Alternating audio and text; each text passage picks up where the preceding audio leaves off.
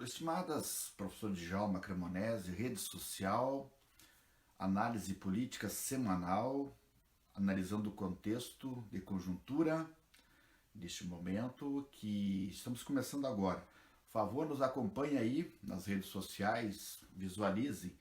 Então, nós vamos sortear hoje esse livrinho, na verdade, que eu produzi, fruto de uma pesquisa foi tempo, uns 10 anos de leitura dos clássicos do pensamento antigo da filosofia, sobre os temas da ética e da felicidade.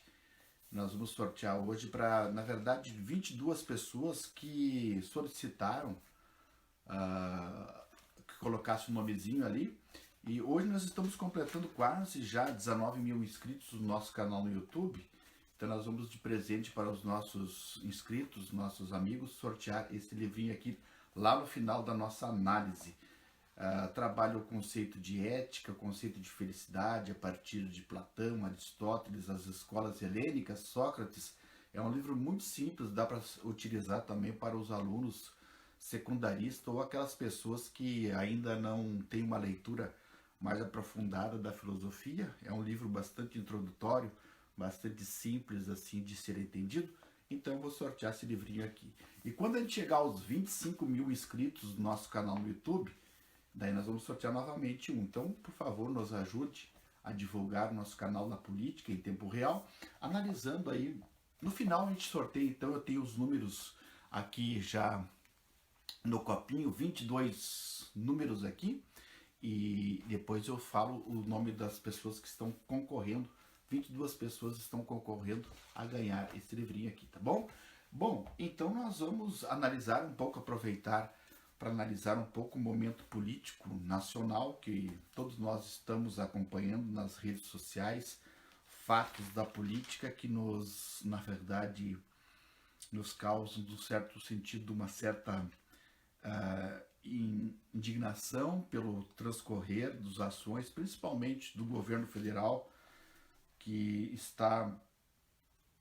Primeiramente, nós poderíamos falar aqui de um ponto que mais vazamentos estão ocorrendo do site Intercept Brasil, que estão sendo divulgados nas revistas, no site da UOL, também na Folha de São Paulo, na revista Veja, e também pelo jornalista Reinaldo Azevedo, que tem repercutido bastante. O Reinaldo Azevedo, por incrível que pareça, uma pessoa que bateu muito na administração petista nas últimas gestões, e que hoje ele tem uma postura bastante também crítica a esse governo, e ele fala sobre os vazamentos então da Intercept, que ontem e hoje também novos vazamentos. É incrível que pareça que esse celeuma, que essa discussão, primeiramente o Moro veio a público dizendo assim: nós não reconhecemos as informações estabelecidas que estão sendo vazadas, mas de uma certa maneira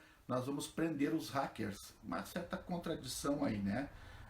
Interessante que esses diálogos estão aparecendo e que lá atrás esses vazamentos só valeria para a Lava Jato, quando vazavam informações da Dilma, do Lula, aí eram válidos. Agora nós estamos percebendo aí que os vazamentos não valem mais.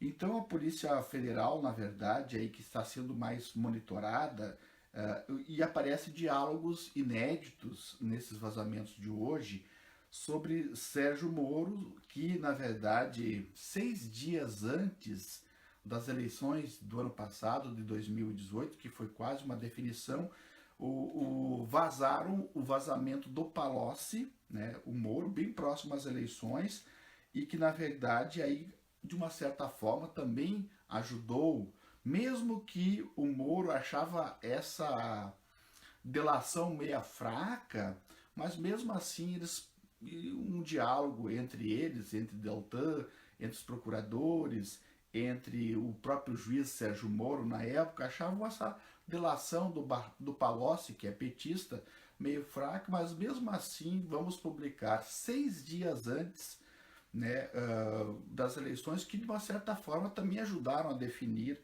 as eleições na vitória do Bolsonaro. Então, Principalmente aí nós temos o silêncio também do Supremo Tribunal Federal, que na verdade que estão dizendo assim, não, mas ainda não tem coisas muito graves, né? Nesses diálogos, nós estamos mais preocupados em quem vazou propriamente dito do que propriamente com as mensagens das divulgações, das mensagens propriamente ditas, né? Não tem muitas coisas graves. Isso aí, no meu ponto de vista, na minha leitura, fere dramaticamente o princípio do Estado democrático de direito, que é a preservação das instituições, do Congresso Nacional, de uma mídia livre, das instituições do Supremo Tribunal Federal, que eu digo que é o último guardião do suporte democrático, é o Supremo Tribunal Federal. E hoje você tem o Supremo Tribunal Federal totalmente submisso, comprometido. Então a ministra Carmen Lúcia, que se diz independente, o próprio Luiz Fux, o Roberto Barroso, perdão, o Edson Fachin, a Rosa Weber, tudo dizendo, não, é isso aí mesmo. Somos independentes, portanto, a gente não enxerga ainda nesses vazamentos. E o juiz Sérgio Moro, aí, mais preocupado em destruir as provas, ele veio à tona falando isso, e só por uma pressão aí do Supremo Tribunal Federal, ele retornou. Então nós temos aí a novo vazamento do site Intercept, que Moro achava meio fraca essa delação do Palocci, mas mesmo assim ele trouxe a público, né? Muito bem, então depois é uma desculpa um pouco ruim do Palocci, mas mesmo assim nós vamos divulgar. Então é um fato que continua, né, e vai ainda continuar esses vazamentos, que na verdade estão mais preocupados. Quem eram, na verdade, esses hackers que vazaram? Nós não estamos muito preocupados com o conteúdo, né? Não, é muito grave o acovardamento, né? Por outro lado, nós não percebemos nenhum tipo de postura de tomada de decisão do então agora ministro Sérgio Moro da Justiça, e nós tivemos uma briga entre facções lá em Altamira, ontem ou hoje, no Pará, que houve 52 mortes. Então, no princípio, assim, qual é a postura de entendimento que se dentro do presídio há conflitos, há facções, porque você deixa, por exemplo, no mesmo pavilhão inimigos, mas há um princípio de quase que de psicopatia, ou muitas vezes de estupidez e de burrice, que alimentam as mentes das pessoas dizendo assim, são presos, são pessoas bandidas e tem que morrer mesmo, tem que ser chacinados, tem que ser assassinados, se estão presos deverão morrer, ou se não, bandido bom é um bandido morto. Ou achar que essa barbárie que existe dentro dos presídios não causa um certo reflexo também na nossa sociedade. Então, nenhuma palavra do ministro da Justiça. O pacote anticrime vai ao encontro da permanência ainda mais da prisão provisória por um longo mais tempo dentro dos presídios ainda, né? Enquanto isso, o nosso ministro, né, Sérgio Moro, está dando aí quase que plantão no Twitter, nas redes sociais, tentando se defender, tentando justificar os diálogos dos hackers, né? Dando um plantão. Eu acho que, no meu ponto de vista, está defendendo o indefensável. O rei Moro, que antes era aclamado pela opinião pública, aplaudido em rodoviárias, aliás, rodoviárias não, aplaudidos em aeroportos, aplaudido em restaurantes, aplaudido no bem por todas as pessoas, hoje se vê acuado, hoje se vê uma peça decorativa dentro desse... E ainda, incrível que pareça, tem pessoas da mídia ainda que estão defendendo Sérgio Moro, né? Eu, no meu ponto de vista, Sérgio Moro deveria ter a hombridade de pedir demissão e se explicar desses fatos. Então, me parece que muitos fatos estão ocorrendo e hoje, aliás, tem ainda a indicação do Bolsonaro que repercute da semana passada e que, na verdade, agora vai se concretizar, vai ser ainda sabatinado pelo Senado essa obsessão de Bolsonaro em indicar o seu filho para a embaixada norte-americana. Afinal de contas, é uma pessoa que sabe falar fluentemente o inglês, aliás, não tão fluentemente, porque tem um vídeo aí nas redes sociais, que ele tropeçando na língua, no falar de uma forma bastante precária o seu inglês, mas afinal de contas ele fez intercâmbio, ele tem todas as condições, afinal de contas, quem não daria um filé para o seu filho, né? Imagina isso, né? Um certo patrimonialismo daquilo que há uma promiscuidade daquilo que do bem público com o bem privado. Eu me aposso daquilo que é público para os interesses familiares. Então, nós temos essa indicação do presidente. E também no sábado repercutiu uma entrevista do Bolsonaro que ele foi questionado sobre o uso de um helicóptero do seu sobrinho para o casamento do Eduardo. E ele ficou todo raivoso, o Bolsonaro, quando foi questionado pelos repórteres sobre o que ele teria a falar. Ele usando uma faixa presidencial, ele já tinha saído, na verdade, de uma ação, de uma celebração que ele foi certamente participar. E ele, com uma faixa, desembarcou de um carro, perguntou o que vocês gostariam, de uma forma estúpida, agredindo, muitas vezes chamando de idiota os repórteres, abandonou a entrevista quando ele foi questionado. E ele é um homem público, ele tem responsabilidade de responder todas as questões da mídia, dos repórteres, porque a mídia, a comunicação, é o princípio básico da liberdade de expressão de uma democracia. Se você não tem mídia livre, você descamba para um alto regime ditatorial. É isso que nós estamos vivendo nesse momento. Então, há uma confusão entre o patrimônio que é público de todos pelo uso, e aí apareceu inclusive esse sobrinho, quase que num vídeo que foi para as redes sociais, todo mundo acompanhando, quase que zombando da cara dos brasileiros por utilizar um helicóptero para ir numa festa privada do filho do presidente, celebrar, na verdade, o casamento. Então, nós temos uma certa, um mau uso, uma promiscuidade daquilo que é público e do que é privado. Então, são muitos fatos que, na verdade, eu compilei aqui no meu canal, também no YouTube, fatos que, primeiramente, repercutiram a irritação com os repórteres.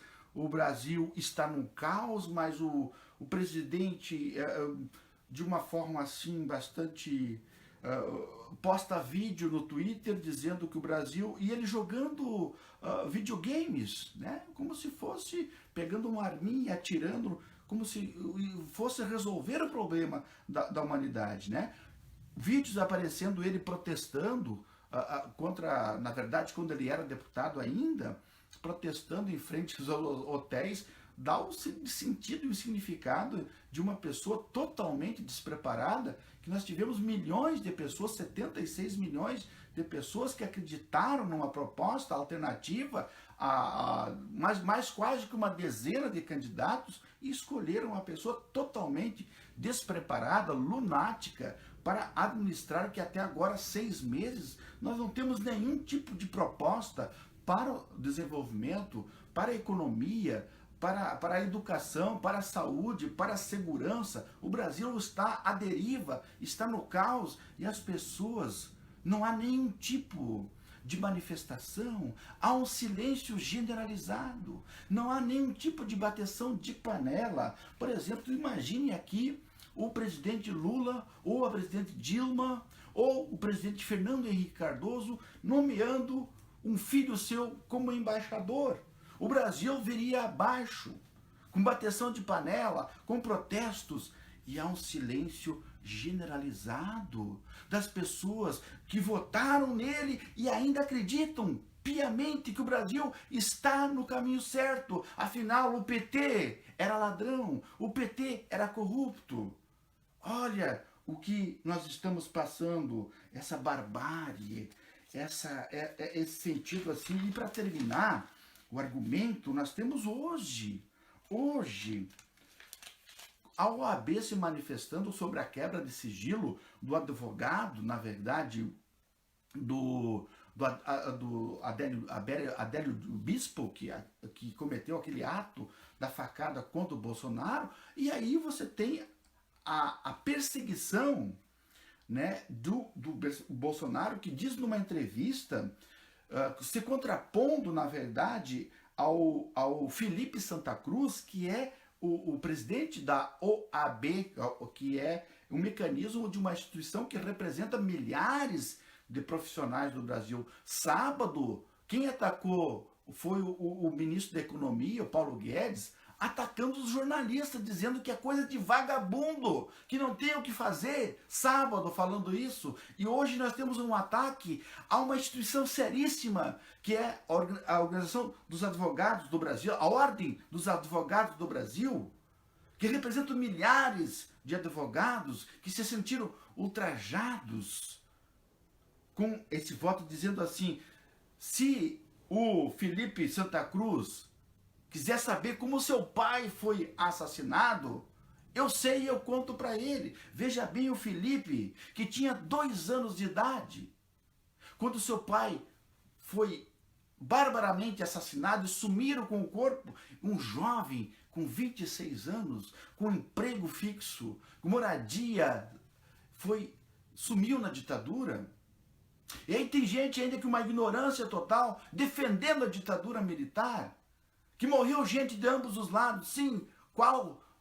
As pessoas que morreram me citam um nome de um militar que morreu, de uma alta patente que morreu com um conflito entre, a não ser aqueles que, em tese, os comunistas, vamos livrar de uma nova Cuba, vamos destruir os comunistas, vamos assassinar. E ele tem a indignidade de falar de um gesto facínora, de um psicopata que é incapaz de se identificar com a dor do outro, dizendo: olha, se tu quiseres de saber como teu pai morreu, eu sei como ele morreu, eu vou te contar.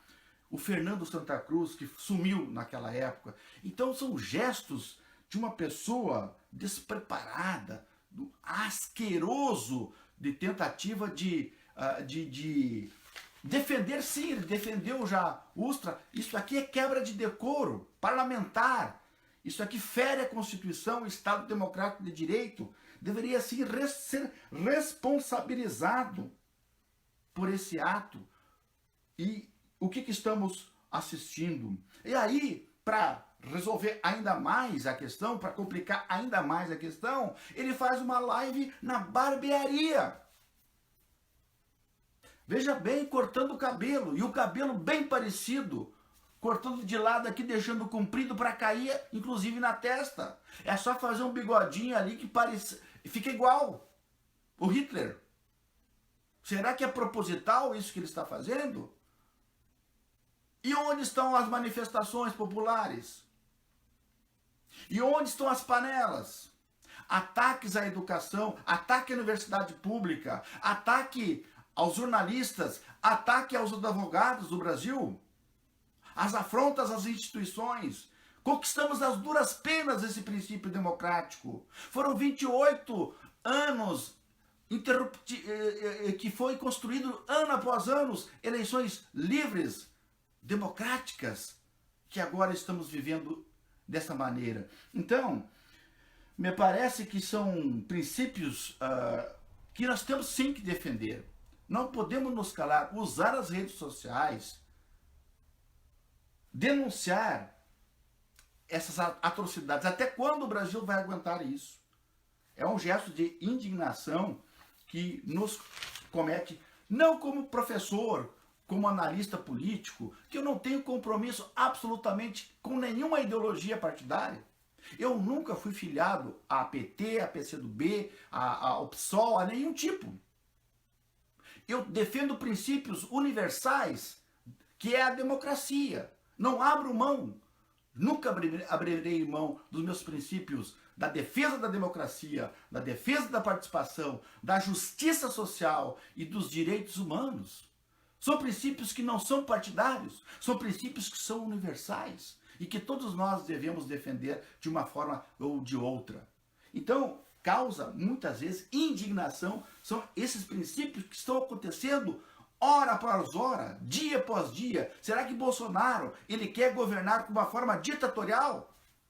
E onde estão aqueles congressistas? Onde está o Senado? Onde está o Supremo Tribunal Federal? Onde estão os ministros que são sensatos, se tiver um ou dois? Dizer, cala-se, cala-se. O que tu queres? Para onde tu quer caminhar? Para onde tu queres levar o país e a população? Qual é o caminho alternativo que temos? Não fale besteira. Faça trabalho, proposta. Propostas. É uma indignação completa.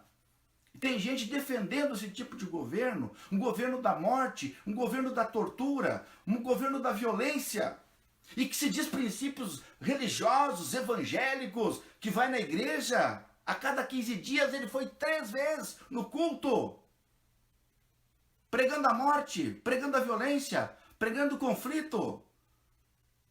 Até quando nós vamos aguentar? Até quando vai o nosso silêncio de defender um fascista? É isso, princípios da minha rede social. É isso que eu faço, não como professor, mas como cidadão que se indigna com os fatos que nós estamos correndo a partir de agora.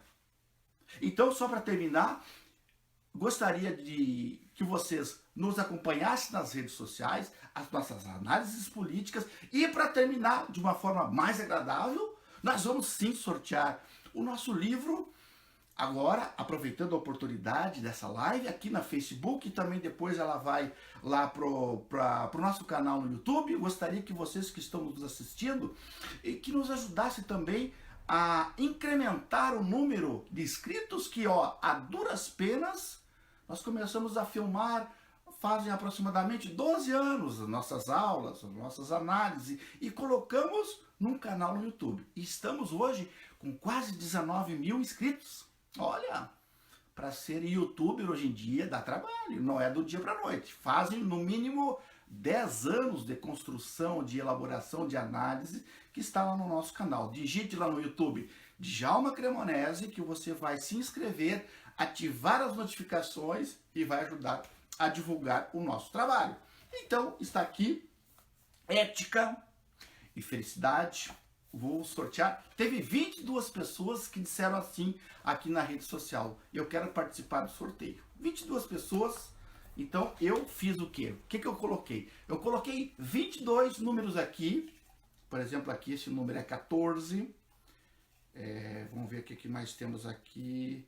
Número 5, que na verdade estão aqui 22 números, que na verdade tem 22 pessoas. Por exemplo, quem está concorrendo? O Alexandre Barbieri é 1, Alexandre Pascoal 2, Amaro Botelho 3, Ana Margarete 4, Karine Manfio 5, Cleiton Luiz 6, Érica Albuquerque, assim vai. Até, vamos ver, até o número 22. Eu estou com a carga da bateria um pouco já terminando, então vou fazer o sorteio aqui. Quem, por favor, for sorteado do livrinho, entra em contato, inbox, para a gente enviar para vocês. E vocês participem com a gente, que quando a gente atingir 25 mil inscritos, a gente vai sortear um outro livrinho bem legal da introdução ao pensamento da ética e da felicidade. Perfeito? Vou sortear então aqui.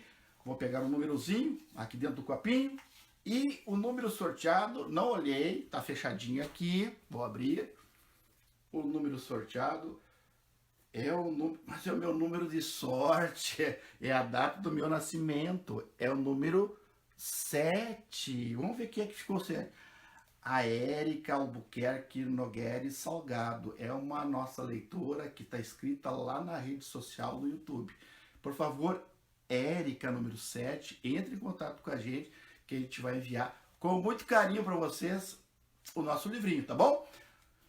Beijo no coração, obrigado pela paciência, obrigado por ter nos assistido. Então, até um outro vídeo analisando a política em tempo real. Um abraço, até logo mais!